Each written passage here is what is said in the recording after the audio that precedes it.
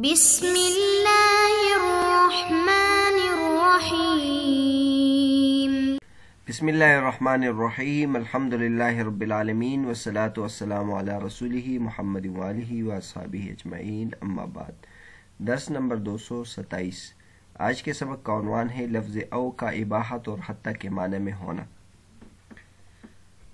حروف عطف کا ذکر چل رہا تھا اور حروف عطف میں سے حرف او کا ذکر ہو رہا تھا کہ او احد الشیئین کے لیے آتا ہے، دو چیزوں میں سے کسی ایک کے لیے ہونا، یہ اخبار میں، اور اگر انشاء ہے تو اس میں او تخیر کے لیے آئے گا، یعنی مخاطب کو اختیار ہوگا کہ او کو جس معنی دونوں چیزوں میں سے کسی جس کو بھی اختیار کریں۔ اور پچھلے سبق میں او کے بارے میں یہ بیان کیا کہ اگر او حرف نفی کے تحت آتا ہے تو پھر او عام ہو جائے گا، یعنی دونوں چیزیں مراد ہوگی، اور پھر اس میں ایک صورت بیان کی تھی کہ اگر دلیل موجود ہو کہ یہاں احد الشیئین کے لیے ہے تو احد الشیئین مراد ہو جائے گا۔ آج کے سبق میں یہ بیان کریں گے کہ او اباحت کے لیے بھی آتا ہے کبھی اور حتیٰ کے معنی میں بھی آتا ہے۔ پہلے پچھلے سبق کا ایک حصہ رہ گیا تھا، وہ بیان کرتے ہیں، متن گزر چکا، اب شرح ہے۔ فرماتے ہیں وَعَلَمْ أَنَّ هَذَا الْيَمِينَ لِلْمَنْعِ فَإِنْ كَانَ لِاجْتِمَاعِ الْأَمْرَيْنِ تَأْثِيرٌ فِي الْمَنْعِ إِنَّمَا مَنَعَهُ لِأَجْلِ الْاجْتِمَاعِ فَالْمُرَادُ نَفْيُ الْمَجْمُوعِ كَمَا إِذَا حَلَفَ لَا يَتَنَاوَلُ السَّمَكَ وَاللَّبَنَ فَهَا هُنَا لِلْاجْتِمَاعِ تَأْثِيرٌ فِي الْمَنْعِ فَإِنْ تَنَاوَلَ أَحَدُهُمَا لَا يَحْنَثُ أما في السورة الأولى فالدليل دال على أنه إنما حلف لأجل أن كل واحد منهما محرم في الشرع فالمراد نفي كل واحد منهما فيحنث بفعل أحدهما، وإذن كما أن الواو للجمع فإنها أيضا نائبة عن العامل فيحتمل أن يراد لا يفعل المجموع فلا يحنث بفعل واحد منهما، ويحتمل أن يراد لا يفعل هذا ولا يفعل هذا فيتعدد اليمين فيحنث بفعل كل واحد منهما فيحتاج إلى الترجيح بدلالة الحال وهو ما ذكرنا، فاحفظ هذا البحث فإنه بحث بديع محتاج إليه في كثير من المسائل۔ جان لیجئے کہ یہ جو یمین ہے یہ منع کے لیے ہے، پس اگر دو امور کے اجتماع کا منع میں تاثیر ہو، یعنی اس نے ان چیزوں کو اس لیے منع کیا ہے کہ یہ دونوں اکٹھے ہیں، تو پھر مراد جمع کی نفی ہوگی۔ جیسے کہ مثلا کوئی شخص قسم کھا لے کہ وہ دودھ اور مچھلی نہیں کھائے گا، تو یہاں ان دونوں کو اکٹھے کرنے میں ان دونوں سے روکنے میں ان دونوں کو اکٹھا کرنے کا اثر ہے، پس اگر ان دونوں میں سے کوئی ایک کھا لے تو حانث نہیں ہوگا۔ جہاں تک پہلی صورت ہے تو دلیل دلالت کرتی ہے کہ اس نے جو قسم کھایا ہے اس لیے کہ ان دونوں میں سے ہر ایک شریعت میں حرام ہے، بس مراد ان دونوں میں سے ہر ایک کی نفی ہے، تو دونوں میں سے کسی ایک کے کرنے سے بھی وہ حانث ہو جائے گا۔ اور اسی طرح یہ بات بھی ہے کہ واو جمع کے لیے آتا ہے تو یہ عامل کی طرف سے نائب ہے، تو اس میں اس بات کا احتمال ہے کہ یہ مراد لیا جائے کہ وہ مجموعہ نہیں کرے گا، لہذا کسی ایک کام کے کرنے سے وہ حانث نہیں ہوگا۔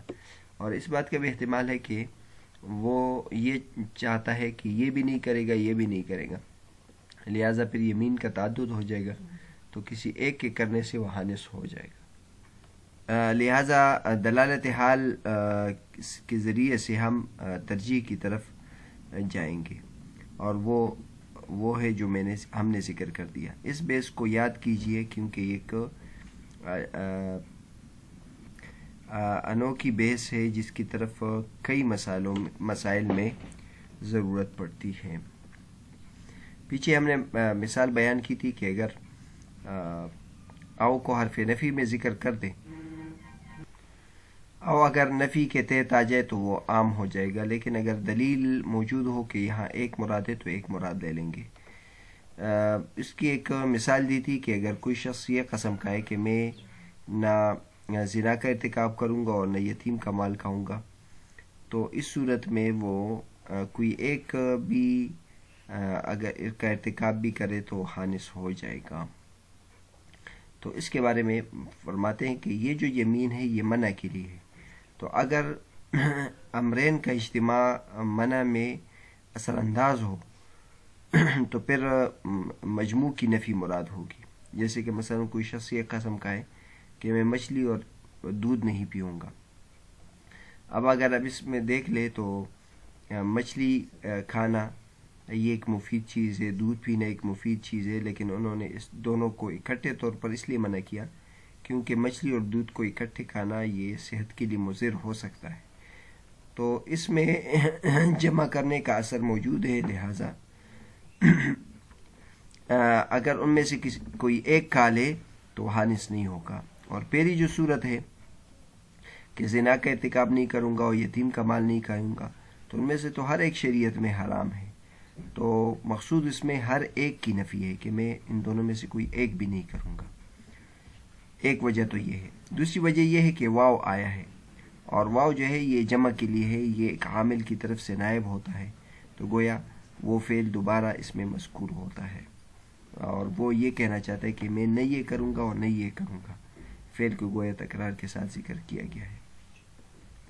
لہذا دلالت حال کو دیکھیں گے کہ حال کی دلالت اگر نفی مجموع پر ہے تو نفی مجموع پر محمول کریں گے، اگر نفی کل واحد ہے تو نفی کل واحد پر محمول کریں گے. آخر میں کہتے ہیں کہ اس بات کو آپ یاد رکھیں کیونکہ ایک مفید بحث ہے جو کئی مسائل میں آپ کو کام آئے گی. آگے او کے بارے میں دو باتیں اور بتائیں گے کہ او اباحت کے لیے بھی آتا ہے اور حتی کے لیے بھی آتا ہے. فرماتے ہیں وقد تكون للإباحة نحو جالس الفقهاء أو المحدثين، والفرق بينها وبين التخيير أن المراد فيه أحدهما فلا يملك الجمع بينهما، بخلاف الإباحة فله أن يجالس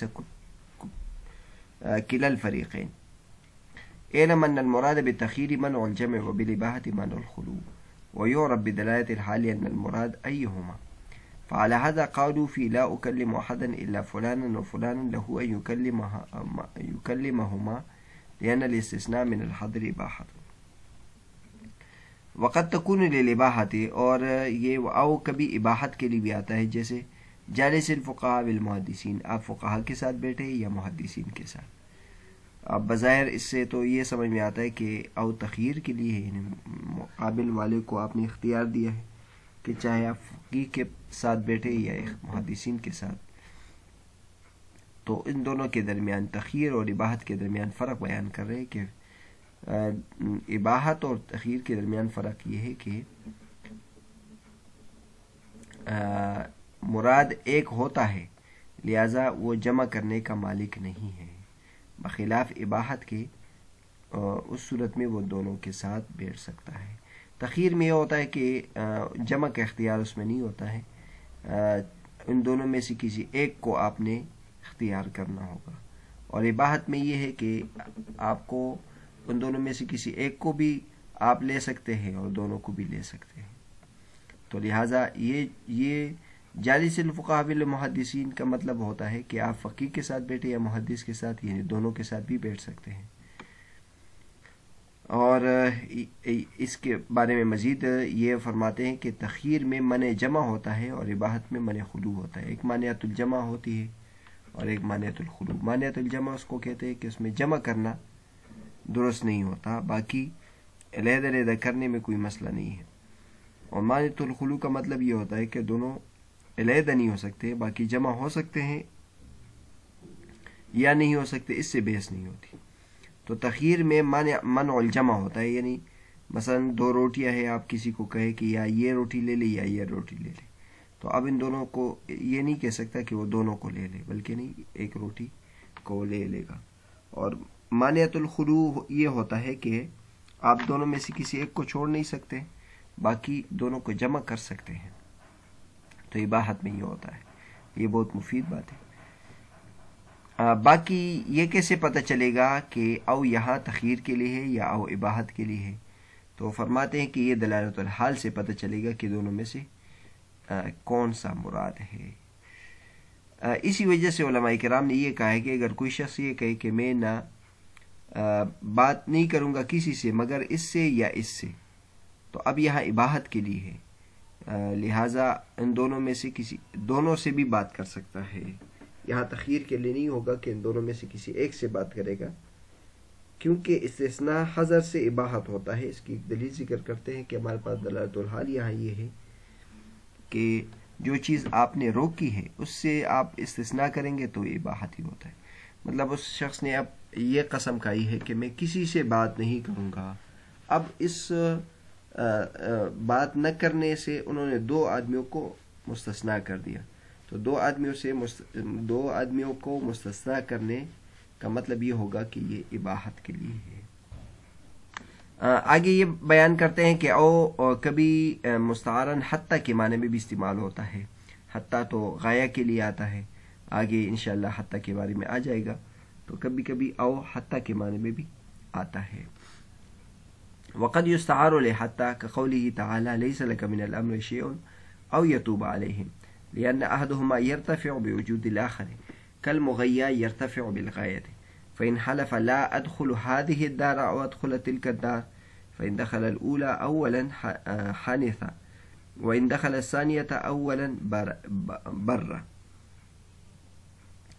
اور او کبھی حتیٰ کے بارے میں مجازن استعمال ہوتا ہے، جیسے اللہ تبارک و تعالیٰ کا ارشاد لیس لک من الامر شیء، تمہارے ہاتھ میں کوئی اختیار نہیں ہے، یا یہ کہ وہ توبہ کرے۔ بظاہر لفظی معنی تو یہ ہے، لیکن او بمعنی حتیٰ ہے، لیس لک من الامر شیء حتی یتوب علیہم، لیس لک من الامر شیء او یتوب علیہم، کہ اے نبی صلی اللہ علیہ وسلم آپ کے ہاتھ میں ان کو ہدایت کرنا نہیں ہے، یہاں تک کہ اللہ تبارک و تعالیٰ ان کو ہدایت کی توفیق دے، اور اللہ تبارک و تعالیٰ ان کو توبہ کی توفیق دے۔ تو اس میں دیکھ لے تو جو او ہے یہ بمانے حتیٰ استعمال ہوا ہے، لأن أحدهما يرتفع بوجود الآخر، کیونکہ ان دونوں میں سے ایک دوسرے کے وجود سے اٹھ جاتا ہے، جیسے کہ مغیّہ غایہ کی وجہ سے اٹھ جاتا ہے۔ بس اگر کسی نے قسم کہی لا ادخل هذه الدار او ادخل تلك الدار، میں اس گھر میں داخل نہیں ہوگا یہاں تک کہ اس گھر میں داخل نہ ہو جاؤں، تو اگر اس پہلے گھر میں پہلے داخل ہو گیا تو حانث ہو جائے گا، اور اگر دوسرے گھر میں پہلے داخل ہوا تو وہ قسم سے نکل جائے گا، یعنی حانث نہیں ہوگا۔ تو بہرحال حتیٰ کے لیے مجازی طور پر استعمال ہوتا ہے، لیس لک من الامر شیء او یتوب علیہم، تو او بمعنی حتیٰ ہے۔ تمہارے اللہ تبارک و تعالی نبی کریم صلی اللہ علیہ وسلم کو یہ کہہ رہے کہ کسی کو ہدایت کرنا یہ آپ کے حق میں نہیں، آپ کے ذمہ صرف پہنچانا ہے، تبلیغ کرنا ہے، اور اللہ تبارک و تعالیٰ ان کو ہدایت دے سکتے ہیں۔ تو لأن أحدهما يرتفع بوجود الآخر، حتیٰ میں یہی ہوتا ہے کہ مغیّہ جو ہوتا ہے وہ غایہ کی وجہ سے اٹھ جاتا ہے۔ اور اس کے ایک عام اعتبار سے ایک مثال یہ دے رہے کہ اگر کوئی شخص یہ کہے کہ میں اس گھر میں داخل نہیں ہوگا یہاں تک کہ میں اس گھر میں داخل نہ ہوں، تو اس کا مطلب یہ ہوتا ہے کہ اس کے